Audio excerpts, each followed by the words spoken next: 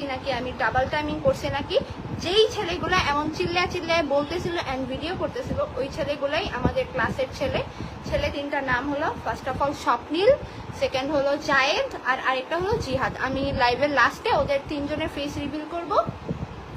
তো যেই কাহিনীটা হয়েছে আজকে, আচ্ছা তার আগে আমি সবাইকে ক্লিয়ার করি, হ্যাঁ গাইজ আমি রিলেশনে আসি বাট রায়হানের সাথে না। আমি 1000 বছর আগে থেকে তোমাদেরকে বলতেছি যে আমি যার সাথে টিকটক করব সে কোনো দিনও আমার লাইফ পার্টনার হবে না, ঠিক আছে? এটা আমি রায়হানের সাথেও ক্লিয়ার করছি। অ্যান্ড রায়হানের সাথে আমার কোনো রিলেশন আপাতত নাই, কোনো সম্পর্ক নাই, কোনো কিচ্ছুই নেই।